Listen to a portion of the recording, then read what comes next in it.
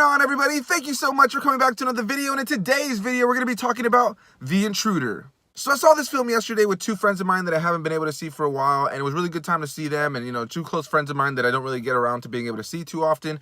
And I would say that this is the perfect movie for that kind of setting. This is the perfect kind of movie to watch, like if you're on Netflix and you're just kind of chilling with some friends or your family, you're like, hey, let's just pick this.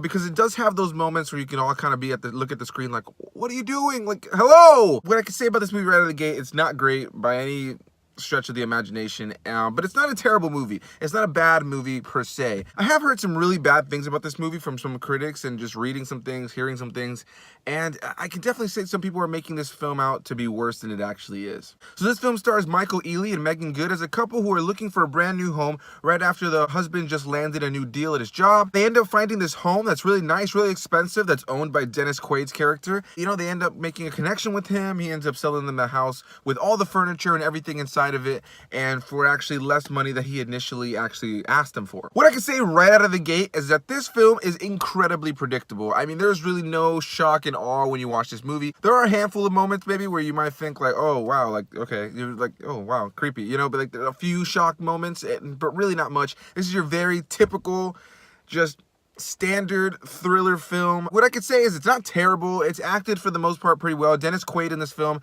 gives the strongest performance. He is the movie for me, really. If it wasn't for Quaid's character and his portrayal of this character throughout the film, I think I would have found it to be a lot more boring than it actually is. Quaid definitely just sinks his teeth into this role, and he knows exactly what to kind of play into this kind of creepy guy. So the basic idea of this film, like I mentioned, is Michael Ealy and Meagan, they just buy this brand new home from this guy, and he's kind of showing up often. It reminded me similarly in a different way to the film called The Gift that I actually want to review as well with Jason Bateman and Joel Edgerton, where, they live in this new home and this guy just keeps showing up often, bringing gifts here to, hey, how's it going? Can I come in? All this kind of stuff, trying to be everybody's friend.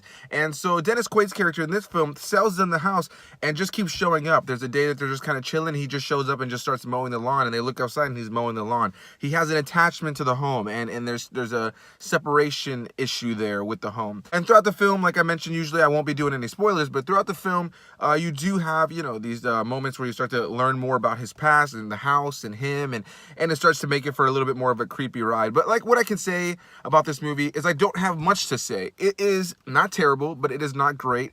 Very standard, very generic, very predictable. It was fine, it was a good movie to watch with my buddies that I haven't seen in a long time. I don't really think this review is going to be very long at all. What I could say is that this movie was just a little bland at times, but like I mentioned, it was kind of fun and fine to watch amongst friends where we could kind of laugh at certain things that were happening in the movie. I think it's just that kind of movie. Like, again, if I was watching this on Netflix with my mom and my sister and my girlfriend, we'd probably all have a laugh at certain moments and be like, what are you guys doing? And the performances for the most part are solid. Michael Ealy, Meagan and Quaid specifically. Quaid is the star of this film for me, and his performance is actually really good. He leans into that really over-the-top kind of just crazy vibe. If you see the thumbnail I chose for this, you can kind of get the gist of his portrayal in this film. Meagan and Michael Ealy's characters, for me, the issue there, right, is they weren't really likable. They're really dumb characters, and they make really poor decisions throughout the film. And sure, a lot of times when you watch thrillers or horrors or dramas like this, there tends to be like those dumb character decisions that lead them to more drama and more issues. And the one thing I can say about Meagan's character for me is she's just incredibly naive.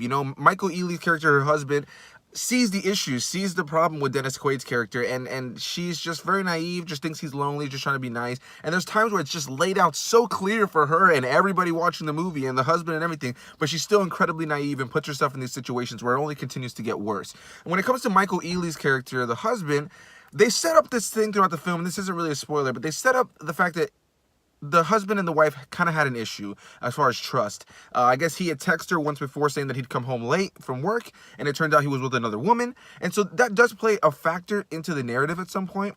And, there are some trust issues there. And I thought to myself, okay, that's an interesting element they're trying to add to this film. However, it doesn't go anywhere, not even close. It just falls flat, and it just feels pointless to even have added to the film.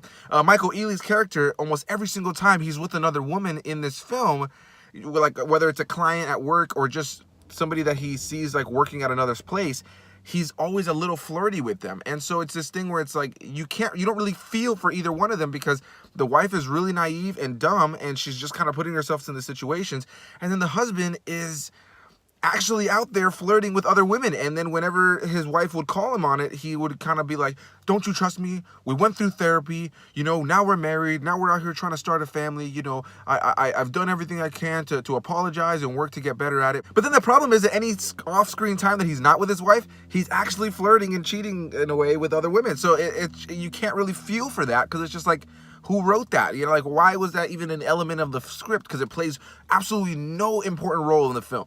And what I can also say about this film is the very end of the film just kind of, it's one of those movies that it ends and you, like, the credits roll and you guys look at each other and you're just like, really? That's it? You know, like, it wasn't the worst ending of all time. I've seen worse. But what I can say about this movie is that for the most part, it just felt a little uninspired. You know, the cinematography was fine. It was just okay, like your standard thriller film. You know, in this day and age, cameras are just so awesome that majority of shots can look for the most part good.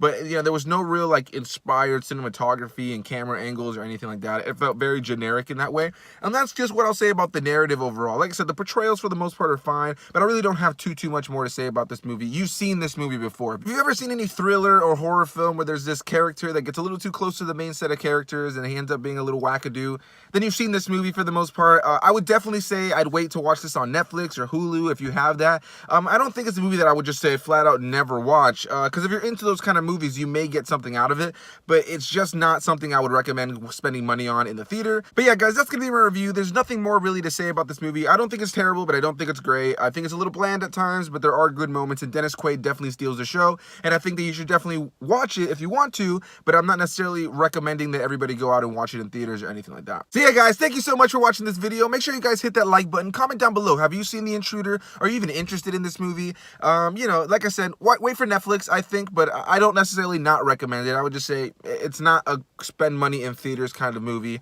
But thank you guys so much again. I really do appreciate it. Hit that subscribe button if you are not already subscribed. Hit the little bell icon next to subscribe so you can be notified for my future videos. And I will see you guys in the next video. All right, I don't know why I did that. Bye-bye.